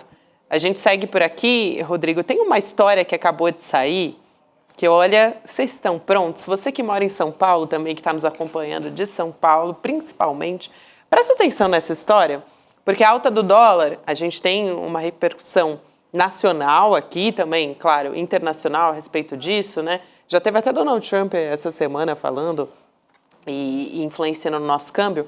Mas quem também falou a respeito disso foi o prefeito de São Paulo, reeleito, tá? Ricardo Nunes, dizendo para a Globo News que a alta pode impactar no preço da tarifa de ônibus em São Paulo. Malandrinho, hein? Malandrinho, hein? Malandrinho. Ele promete, ele diz em todos os debates que não terá aumento. Não, Primeiro é esse. Aí agora ele aproveita a carona no dólar, óbvio que interfere, mas não ao ponto de determinar que vai ser 50 centavos a mais, R$1 a mais. Ele tá usando o quê? Como uma boa desculpa, né, Chico Sá? Porque muito malandro, né? É o famoso, é o Lula, a culpa é do Lula. A culpa é do Lula, o cara quer aplicar, né? Janeiro, normalmente, a gente já tem anúncios de reajuste de passagem, aliás, que está caríssima em São Paulo. Caríssima. Né? Porque, gente, pelo Estamos aqui em 4,20, né, em São Paulo. No ônibus, você tá falando. No ônibus, estamos em 4,20. No Rio de Janeiro é pior ainda. No Rio de Janeiro está muito mais acima. Mas já está alta, né? Já está bastante cara. E a gente tem essa alta do dólar como uma desculpa para justificar um novo reajuste ainda na passagem da tarifa de ônibus em São Paulo. No que eu volto 11 anos atrás e lembro de uma página importante da história do Brasil, que é quando 4h40, Chico. 4h40. E o metrô 5. Eu ia falar 5 porque eu ando mais de metrô. 5 é o metrô. 5 é o metrô. Eu ando mais de metrô também agora. 5. E você tem, eu estou lembrando agora o episódio de 2013. Os 20 centavos. O prefeito Haddad coloca na mesa o aumento de 20 centavos. E vira uma rebelião. E vem a estudantada, né? Vem o movimento... Passe livre. Aparentemente legítimo, né? Legítimo no seu começo, por derrubar os 20 centavos. A direita sequestra aquele movimento e aquilo dá em tudo que a gente viveu. Aliás, Chico, cadê o movimento Passe Livre? Desapareceu? Sumiu do mapa? Eu acho que vai voltar agora, né? Porque... seguramente não serão apenas 20 centavos. Eu acho que as pessoas estão muito traumatizadas, viu? Cadê o movimento Passe Livre? Tinha até um sujeito chamado Legume, que era o diretor do Passe Livre, era o chefe. Boa pergunta. Era uma pessoa de esquerda, era até um militante, se dizia pelo menos, de esquerda. Depois que faz aquela confusão danada, a Dilma sofre aquele ataque depois, né? O Haddad recua. Aí as jornadas de junho de 2013, não vai ter Copa, mistura com tudo. Aí depois isso encaminha-se. A Dilma até consegue se reeleger por uma margem pequena, encaminha-se para o golpe de 2016. Não estou dizendo que a culpa é do movimento Passe Livre, mas eles foram estopim, né? Por isso que eu estou relembrando, é um fato importante da história. E nunca mais houve um protesto daquele contra aumento de tarifa em São Paulo. Claro que esse movimento acha que não foi o culpado por tudo, mas abriu as porteiras, né? A direita soube manipular de forma politicamente, foi muito hábil, né? Revirou a passeata para eles. Sim. E deu no que deu, golpe, etc. Teve até o caso, eu vou contar rapidinho, porque nós estamos no final aqui, mas famoso, começaram as rebeliões estudantis pela esquerda. Aí o Arnaldo Jabor, que era comentarista na Globo e na CBN, faz um comentário, baderna, são baderneiros, a polícia tem que ir para cima deles, ir para cima, baderna. Passa o fim de semana... E o Arnaldo Jabor, acho que daí recebeu um telefonema, falou, isso aí pode ser a favor da gente. Aí muda e fala, eu pensei melhor, não são baderneiros, eles são legais. Eles estão fazendo, tem um colega nosso que trabalhou com o Arnaldo Jabor e que lembra bem do Arnaldo Jabor na rádio. Eu, inclusive. A Gabi também, né, Gabi? E aí o Arnaldo Jabor muda e fala, não é mais baderna, eu me enganei. Essa mudança do Jabor é um clássico já, um clássico, né? Que aponta que houve uma captura do movimento que nasceu pela esquerda e foi depois para a direita. É isso aí, gente. Ou seja, janeiro promete. Eu vou observar agora... Vamos preparar os bolos. Vou observar direitinho essa história aí. Mas o amigo da onça aí da prefeitura é muito esperto, Tá dizendo que a culpa é do dólar do Lula. Já chegou. Esse aí já morou em apartamento de empreiteiro, trocou apartamento com empreiteiro, como a Folha deu outro dia. Mas agora tá com esse papinho aí. É isso aí. O Nivaldo Pereira diz, tarifa zero já era. É só domingo. Se for em São Paulo, é só de domingo mesmo, viu? Para poder ainda... vai ser difícil, gente. Vai ser difícil. Vamos preparar os bolsos aí, porque o negócio vem... Ele vai pagar aquela vitória dele, foi uma vitória consagradora nas urnas, ele vai pagar com esse aumento, vai começar a pagar direitinho. A gente que vai pagar, né? A gente que vai pagar pela reeleição. É isso aí.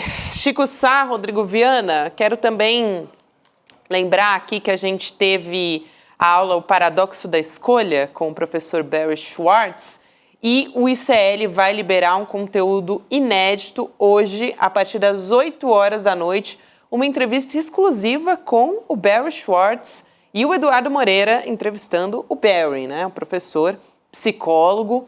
Aí a gente está vendo a aula, né, que aconteceu no último domingo, que foi online, gratuita. Então, quem acompanhou a aula pôde entender como o excesso de opções que a gente tem, por exemplo, em plataformas para assistir série, para assistir filme, deixa a gente mais cansado, mais ansioso também. Parece que é bom, né? Quando a gente olha, nossa, tem um monte de opção, mas na verdade isso tem um efeito ali na nossa saúde mental, no nosso psique, né?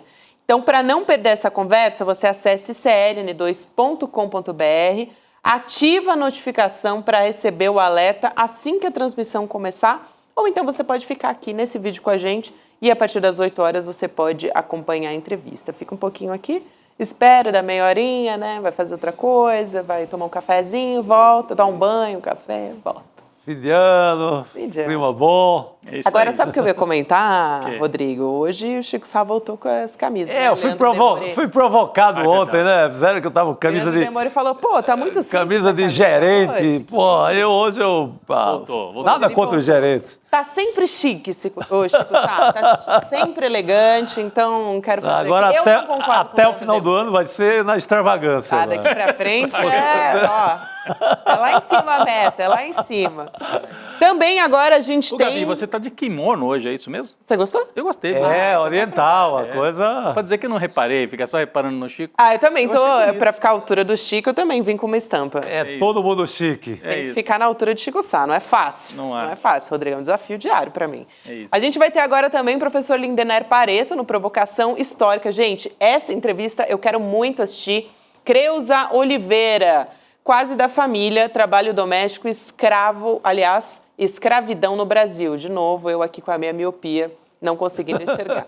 Mas a Creuza, eu já entrevistei a Creuza no passado, ela foi fundamental já desde a Constituinte de 88, quando as empregadas domésticas estavam ali reivindicando por condições melhores de trabalho. E a Creuza, ela trabalhava nos sindicatos, ela fazia um trabalho muito forte ali. Então, a Creuza tem um papel fundamental na nossa história. Eu fiquei, assim, muito feliz de ver a professora, né, para mim, pelo menos, professora Creuza no Provocação Histórica.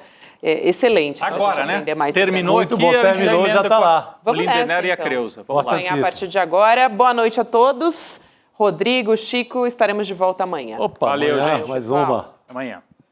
A nossa aula com Barry Schwartz, um dos maiores psicólogos sociais do mundo, foi absolutamente fantástica. Realmente, o ICL não decepcionou no presente de fim de ano que trouxe para sua comunidade. Uma oportunidade única para todo mundo aprender sobre um dos temas mais instigantes e importantes da nossa geração e com o maior nome do mundo, com o maior expert do mundo sobre o tema. Muita gente pediu para assistir novamente a aula, porque teve tantos insights que não queria deixar aquilo passar. E muita gente que não conseguiu assistir ficou sabendo da aula e está pedindo para assistir. Eu tenho uma boa notícia para vocês. A gente liberou, por um tempo bem pequeno, o replay para vocês assistirem. Não percam a chance de assistir, não. Inclusive, no final, a gente preparou um presente de fim de ano para quem quiser fazer parte da comunidade do ICL. E esse presente vai valer para vocês também. Um abraço e boa aula.